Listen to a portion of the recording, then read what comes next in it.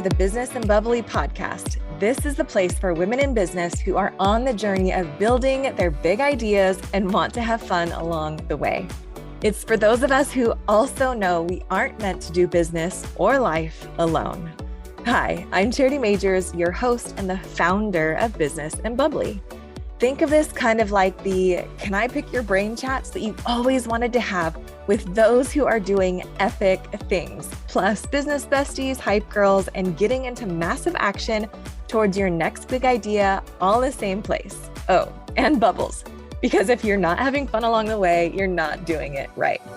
Together, we'll unlock what it means to be seen, known, heard, and championed all along the ups and downs of entrepreneurship and being a woman in business building big dreams. Each week, I'll bring you a quick sip business tip, as well as interviews from top experts that make you feel like you're getting bottle service for your business. We're having the raw and real conversations and chatting about all the things, the messy middle, the pivots, scaling, the good days and the bad days, because here we do real. It's where we can work hard, play hard, cry it out, and dance it out all at the same time without being judged. This is a place where we are in the arena together and we are each other's biggest fans because most of us have enough comments from the cheap seats. It's where our too much is par for the course and where the gaps of our not enough are filled in by the other epic women that are around us. It's where we can be unapologetic about the mission we are on, about the big dreams on our heart, and the business we are building without having to be perfect or have it all together, or even pretend to. It's a supportive community where business is being done amongst like-minded women, because when money gets in the hands of good women, great things happen. It's a place where you have the support around you to get out of your comfort zone and go after your big ideas, because even when you fail forward or when you reach the top, you know it won't be alone. Also, if you know anything about me, you'll know that I'm obsessed with creating platforms that lift up other women to be seen and heard and known. So with that in mind, I'd like to invite you to list your business on our directory called Find Women in Business. All you've got to do is text the word directory to 833-231-8098, and I'll text you the link back to get your free listing. This is also a great way to connect with other women in business from around the world, so definitely check it out. And now let's get to the good stuff. Grab a glass of your favorite beverage, Prosecco, bubbly water, or whatever your flavor is, and let's dive in. Are you with me? Here we go.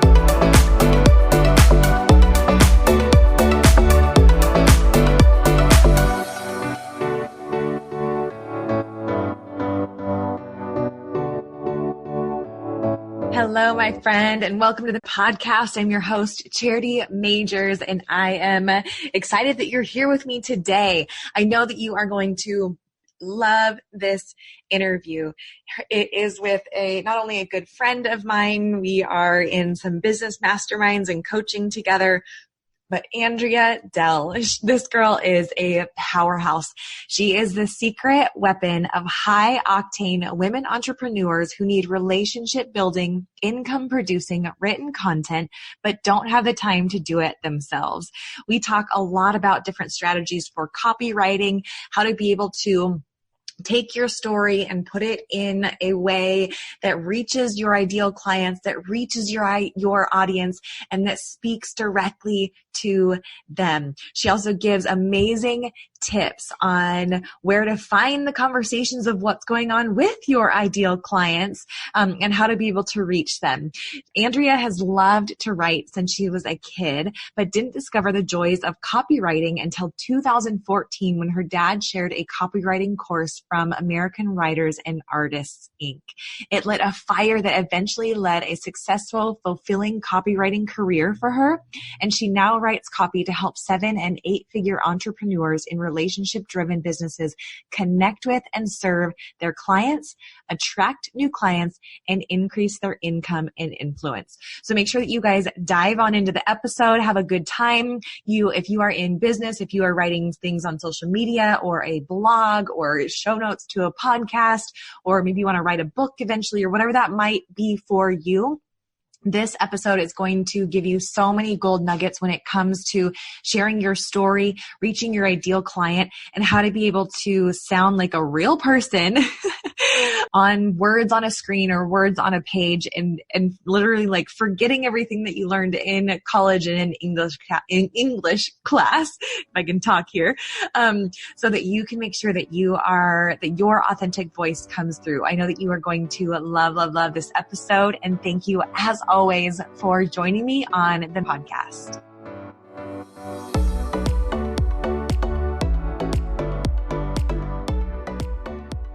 All right, you guys. Well, thank you so much for joining me on the podcast. I'm super excited to have you here and to have you take a few moments to get the inspiration that you need so that you can create a business and a life that you love.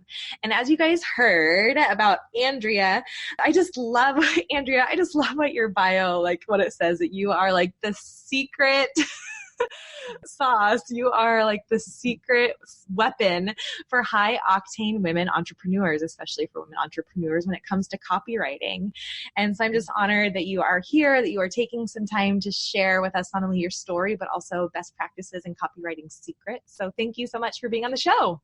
Thank you so much, Charity. I'm super excited, and I was jumping for joy when I got your invitation. So really excited to hop on here and help your listeners get more familiar with copywriting and how they can use it. Yes. Now, before we jump into all of that good stuff, because let's face it, like copywriting, it's so funny.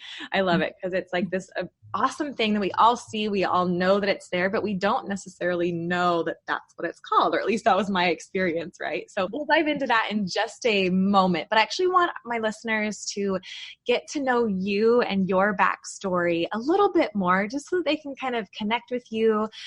So tell us a little bit, like obviously before becoming this amazing copywriter and this secret weapon for busy entrepreneurs, what's a little bit of your backstory and where were you at before all of this started?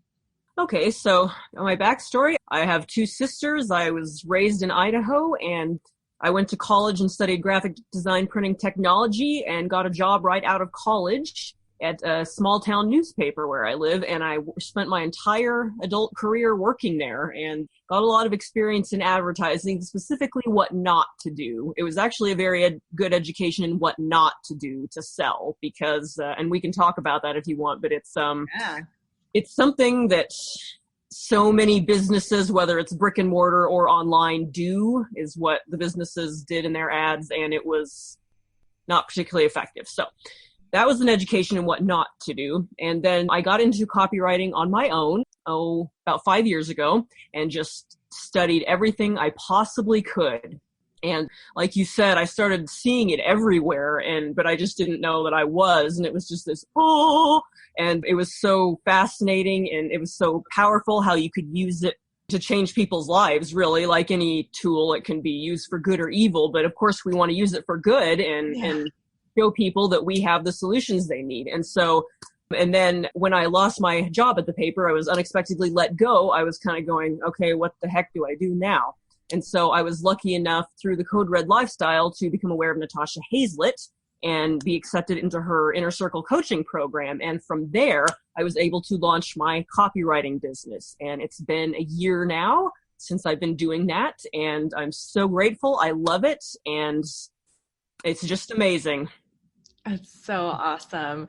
I just love how sometimes those unexpected, whether it's the things that we think that could let us down, actually lead us exactly where we should be, right? You weren't like expecting to lose your job, Nope. But it just led you to the next evolution and where you have really blossomed and where you've really grown. And I know you and I, we've only known each other for a little while, but I can totally say that even in the 6 months or whatever that I've known you, I've totally seen you grow, and you were up on stage at Unstoppable Influence and just rocked it. And you're just doing such great things. So I love it. So let's actually go back to what you were saying with when it comes to copywriting. First, let's start with what is copywriting? Okay. I define copywriting as convincing people to take an action.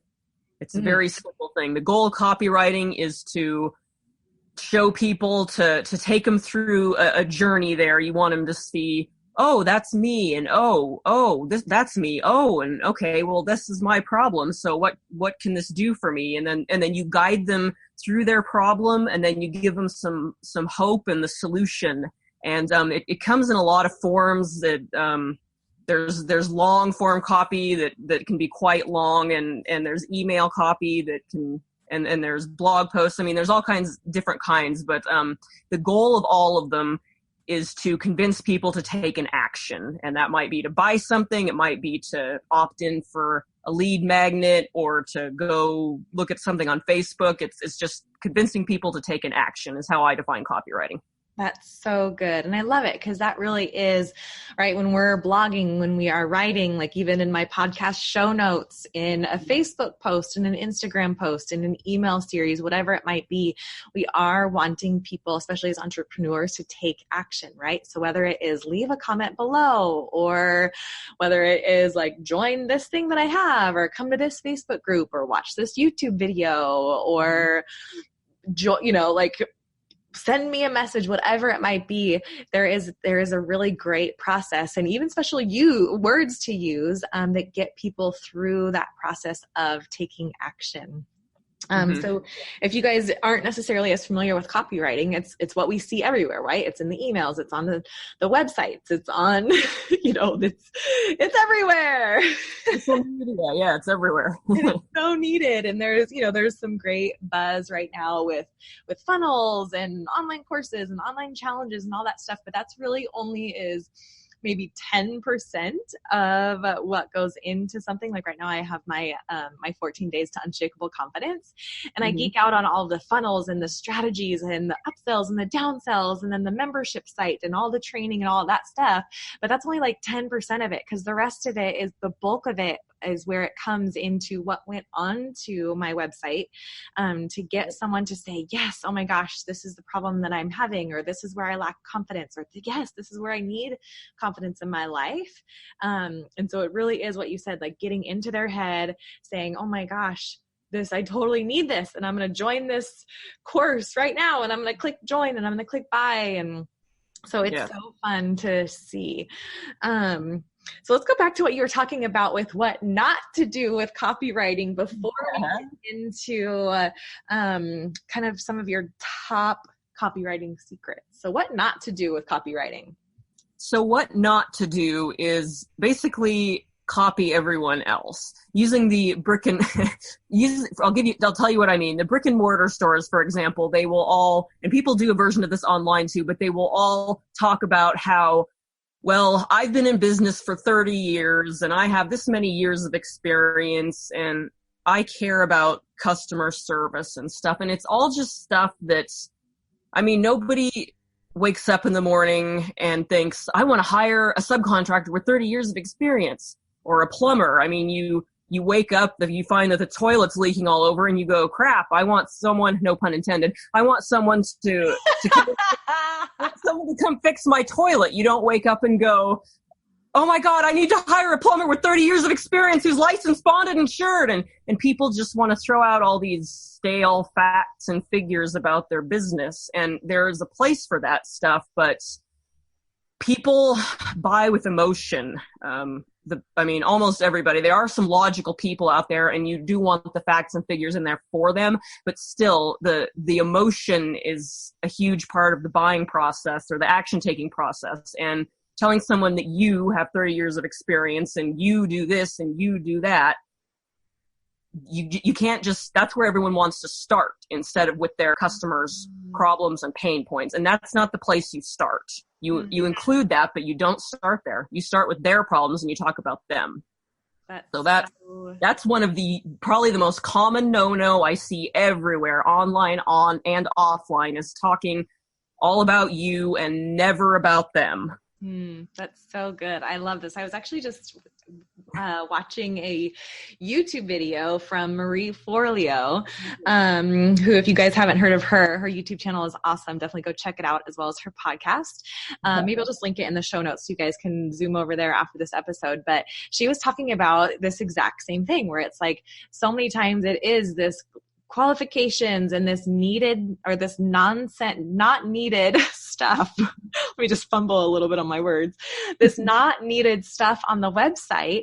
And so it really is more of like a me-centered business or the entrepreneur-centered business compared to a customer-centered business. So when you make your website and the verbiage on there and some of the first things that they see about your customer, exactly what you're saying, like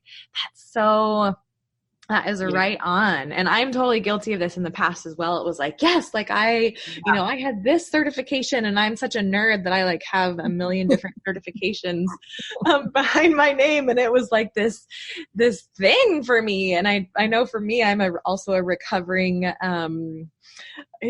my imposter syndrome sometimes used to get the best of me. And I used to say, okay, well, I can't even talk about this thing until I have a certification about it. So I have a million certifications behind my name. I'm a recovering imposter syndrome person. And then I also love what you said about that. Absolutely. Like people buy with emotion and not with logic. And right. And this gets into, so with my psychology background, this gets into the right side compared to the left side of our brain. And the right side of our brain, that's where the emotion aspect of the decision making lives. And the left side of our brain is that logical side. It's the stats and the facts and the figures, which those are absolutely meant to back up the emotional decision that we make. And we will typically buy something out of emotion, but we will talk ourselves out of it with logic. Yes. Right? So if you're starting with logic, you're talking people out of what it is that you want them to be doing. Yeah. That's a great way to put it. Yeah. So so aside from getting people to take action, obviously that's why copywriting is so important. What are some tips that you have when it comes to not copying someone else, right? Because it's easy, especially for entrepreneurs, to kind of, okay, like you look at your competitors or people that are in the similar field as you doing similar things. And we somewhat have these, there gets to be trendy words in society that, people in the same industry start to use. So how do you start to find your own voice within copywriting, which is really, really important? And how do you distinguish that from other people? Well, it's essentially a matter of finding what makes you unique. And I know that's easier said than done. I mean, it's kind of a broad thing to do, but there are people who will buy from you that don't care about other people. It's just the way it is. There are people who will resonate with you that won't resonate with Sally or Jenny or Jill.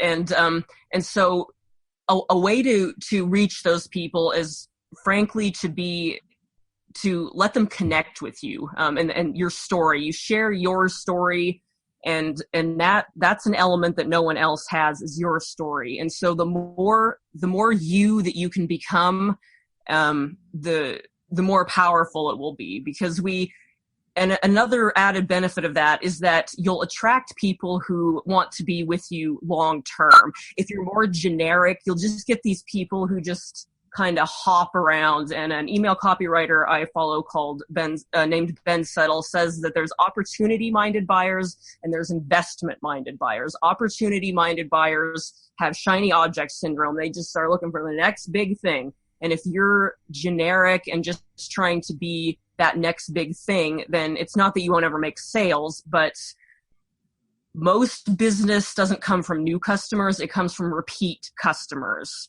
New business is a part of it. It is important because you're going to have churn. You're going to lose some people. Some people are going to try you and go, not for me, which is fine. But the loyalty that brings repeat business comes from people really getting to know you and you serving them, you meeting their needs in the way that you do.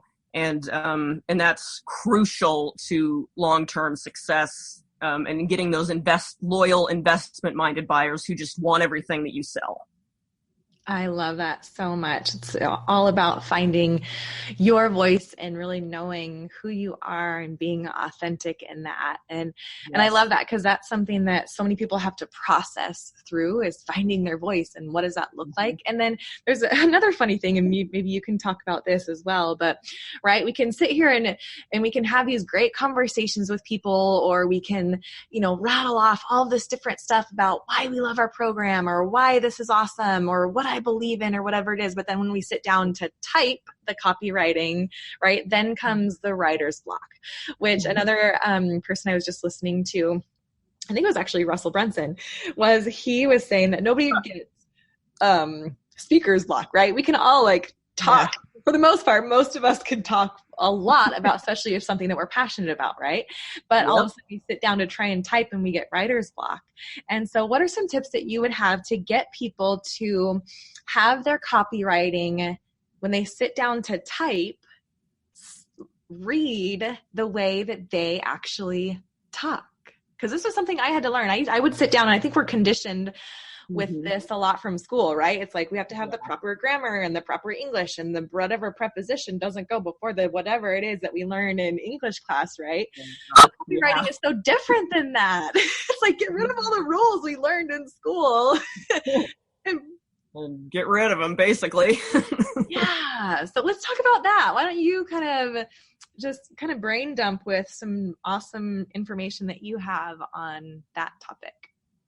Okay, so overcoming that tendency to just do what your English teacher said, totally get it, and I excelled in English, so that was one of my favorite subjects. So it's basically, you don't worry about perfect grammar, you don't use fancy terms. I mean, you just, it's just about, kind of like you said, talking like a normal person, just like you're sitting down and having a conversation with someone, not like you're...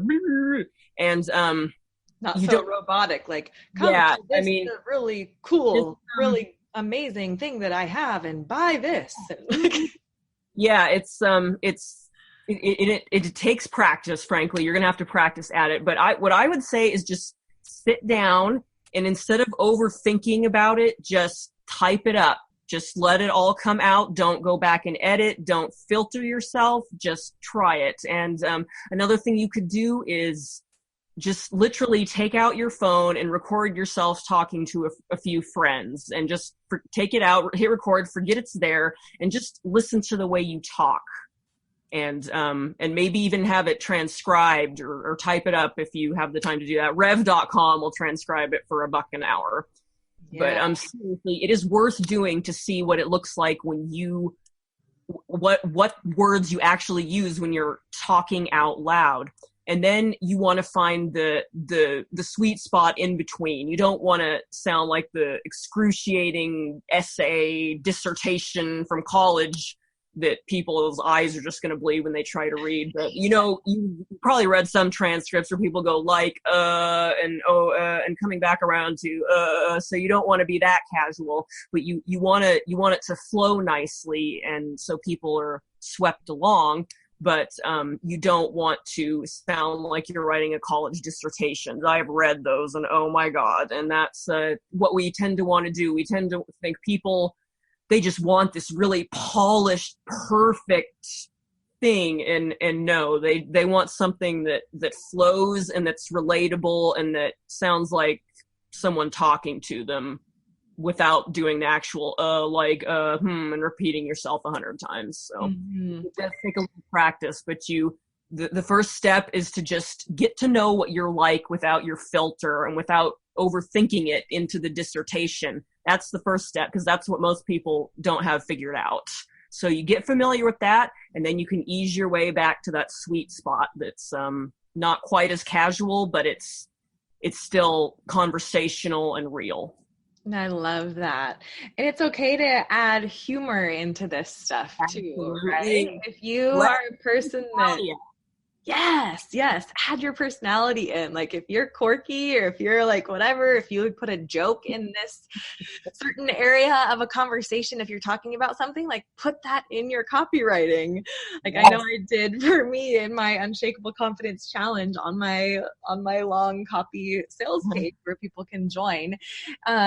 It's kind of this section where, okay, this is what you get within the challenge. This is all the awesome stuff. And then I also added prizes for people that finish the challenge. But I'm kind of a nerd and just kind of dorky. And so I added in this like spot in between those two sections where it said, but wait, you'll get these set of knives. And then it was just like, I'm just joking. Like there's also prizes. Like, yeah. Little pattern interrupt there. Yeah. Like who hasn't seen like those infomercials where it's like you get something and but wait, you're going to get also this whatever. And yep. So I had to put it in there because that was just part of my personality. But yes, adding in your personality. So what are some things that you have for people to add in their personality within, maybe it is a long copy sales letter, or maybe it is an email. What are some ways that you would encourage people to add in their personality? So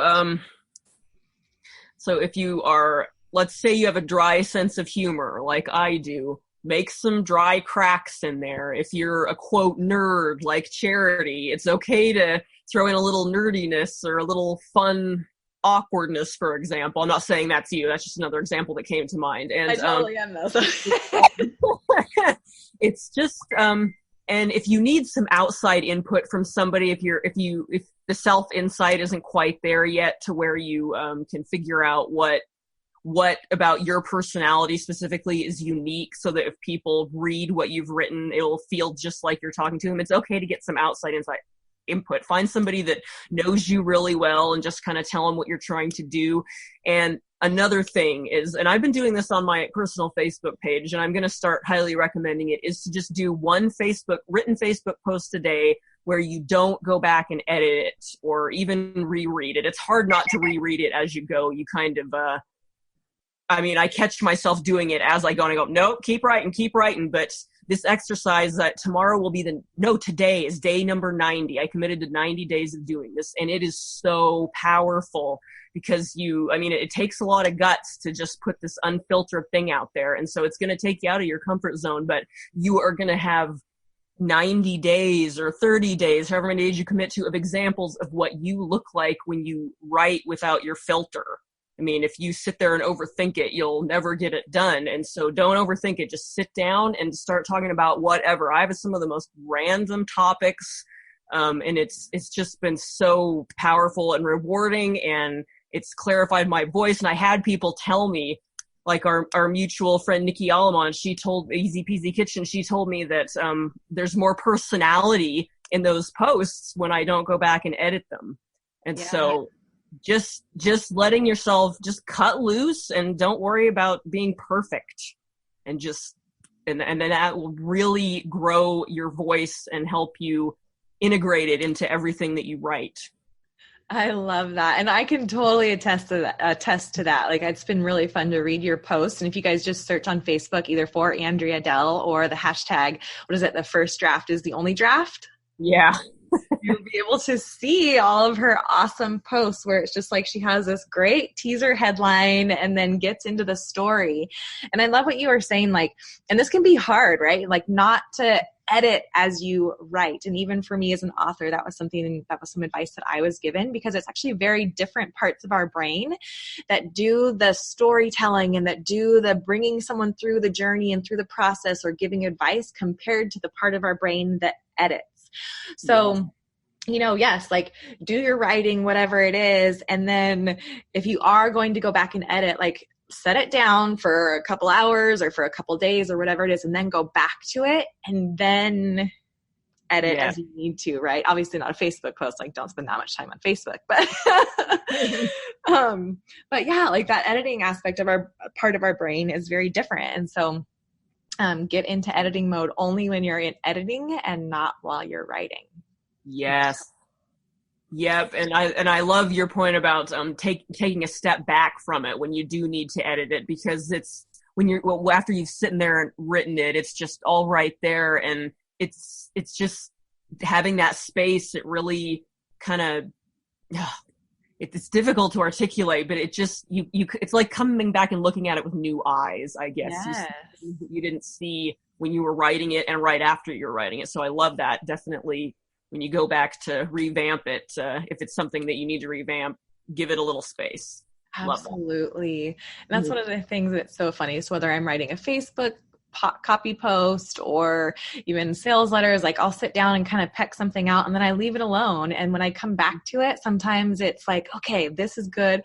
But I remember even this last time I was doing it, I was trying to write my Facebook, my sponsored post that's going out for my Unshakable Confidence Challenge right now. And it's like the first draft of it, like I was reading it and I'm like, this sucks. And I just like scrapped the entire thing and started completely over. But then the next draft, it was way better and it was more of my heart and it was a better aspect of my story. And it was better, kind of the mental thoughts that we go through that connects with other people.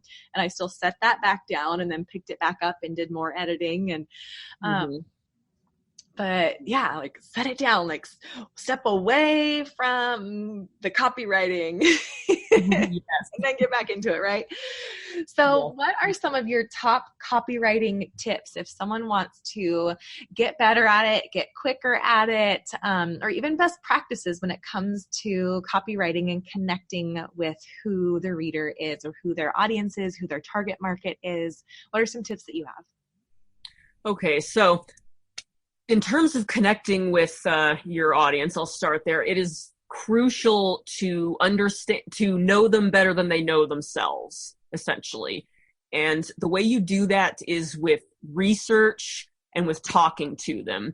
Do not try to guess. That is what so many people do. Because what the problem with guessing is that A, none of us are telepathic, but B, we tend to project what we would do onto them. Well, this is what I would do, so this is what everyone would do. And we usually don't even realize we're doing it.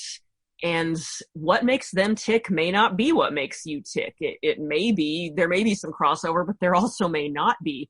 And when you just assume that it's fatal. So get to know them, talk to them, listen to them. Online forums are an amazing resource for this. Let's say you wanted to, you're a dog trainer, so you go online and search dog training forums and then read about what people talk about, the problems they have training their dog and the naughty things their dog is doing. And you can do this with any topic. Just put the topic in and then the word forum. If there's Facebook groups, there's Instagram channels there's resources everywhere. There's magazines, there's books. So get to know them, get to know what TV shows they like.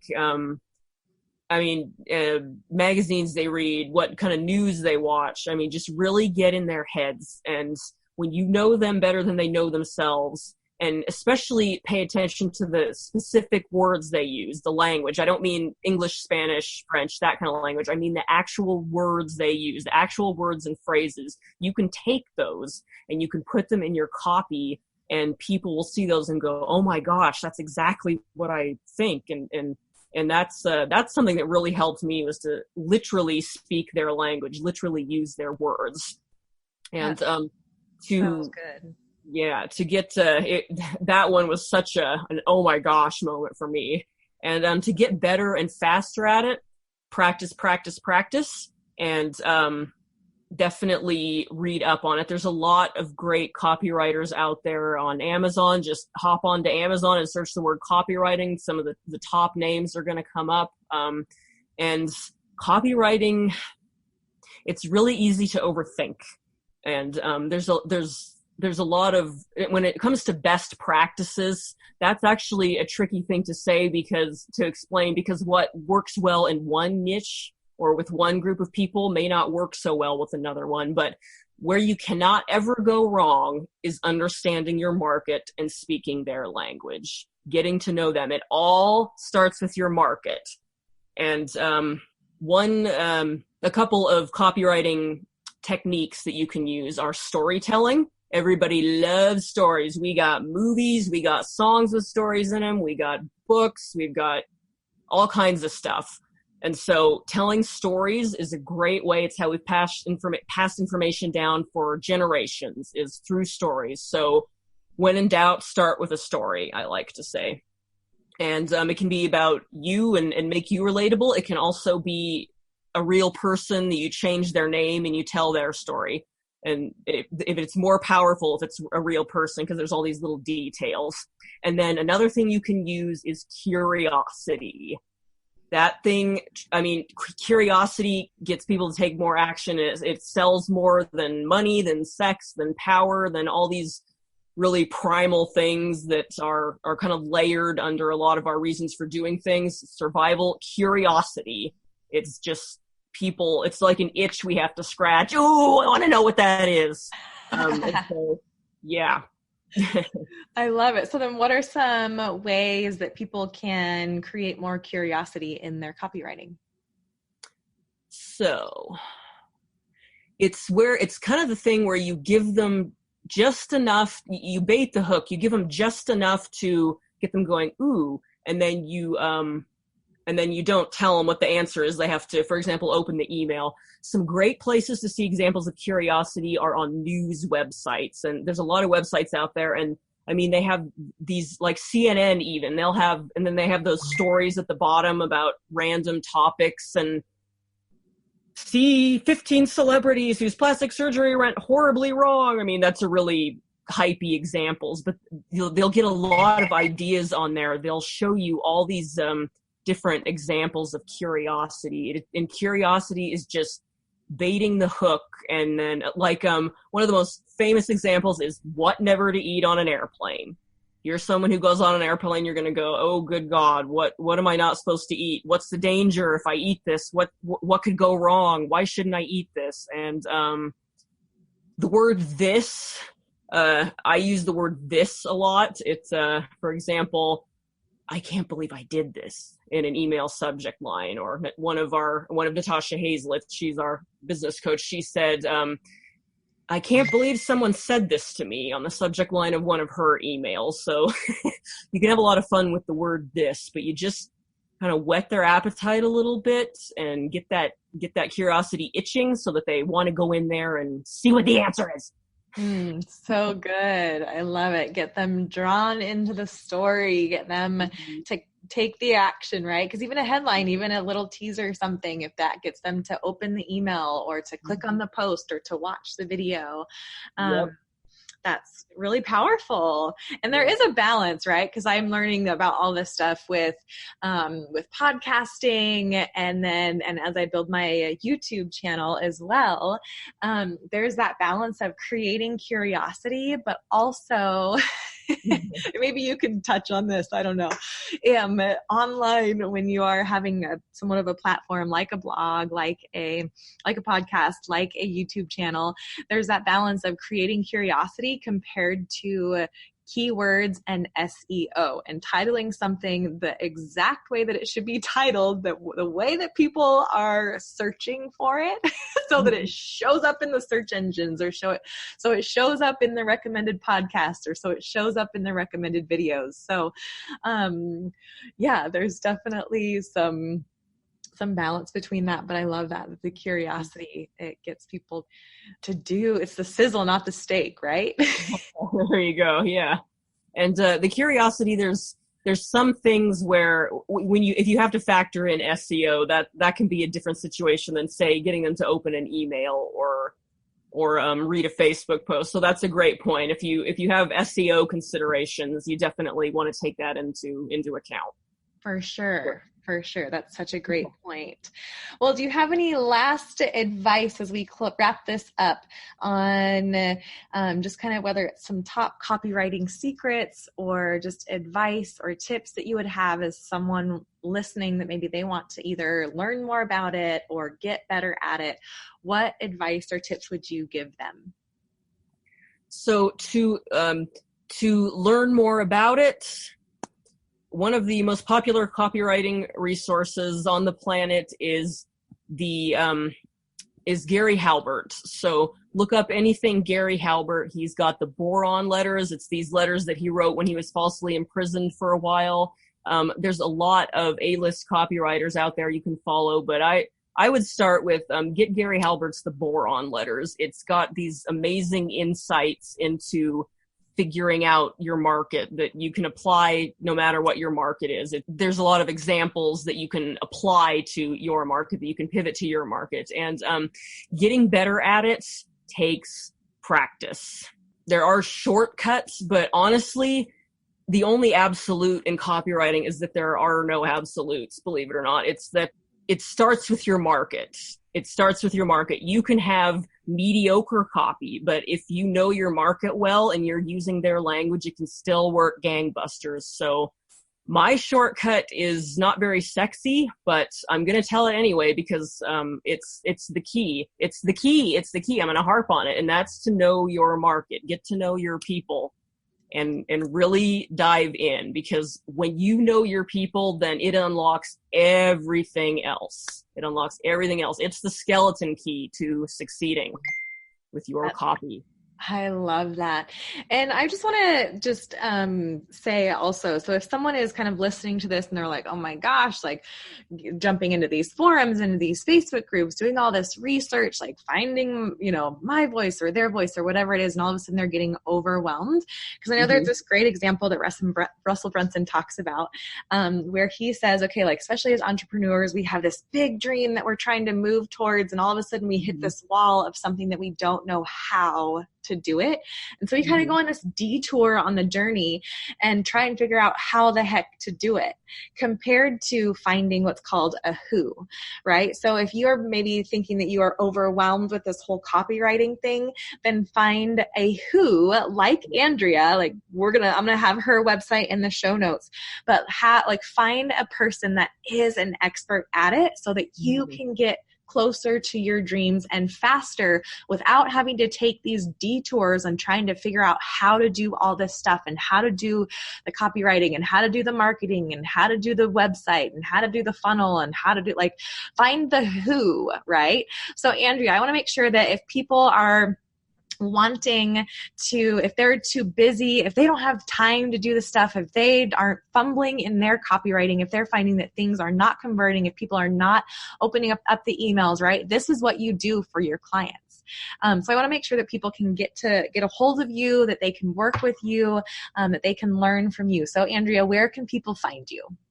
Right. I've got a website, AndreaDell.com, and it's spelled just like it sounds. Like Dell is the computer brand, AndreaDell.com, spelled like that. You can find me on Facebook, Andrea Dell, and you can also find me on Instagram, Andrea Dell Copywriting. Awesome. I love it. And you guys, I'll make sure to have the links to Andrea in the show notes so that if you are needing that secret weapon that busy entrepreneurs that we all need, right? We all need this awesome Rolodex and team of people that help us get our message out, that help us get our product out, that help us create the thing, build the thing, do the thing, market the thing, whatever it is. We can't do it alone, and we go faster when we have a team of people that are in their zone of genius. And I can honestly tell you that Andrea is a genius when it comes to copywriting.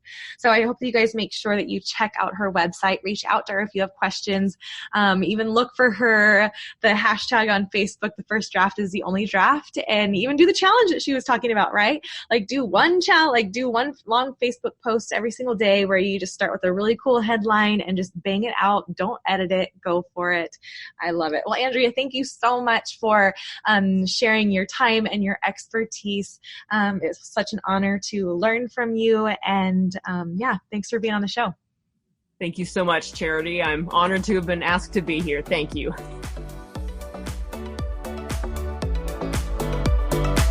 Thank you so much for listening to the show. I hope it brought some value and some fun into your business and life. Remember to rate, review, and subscribe to the podcast, and even share the episode with a fellow business bestie who you know will love it. It helps us continue to attract top-level guests and reach more and more women who are on their journey in business just like you. Remember that when money gets in the hands of good women, great things happen. Cheers to your success.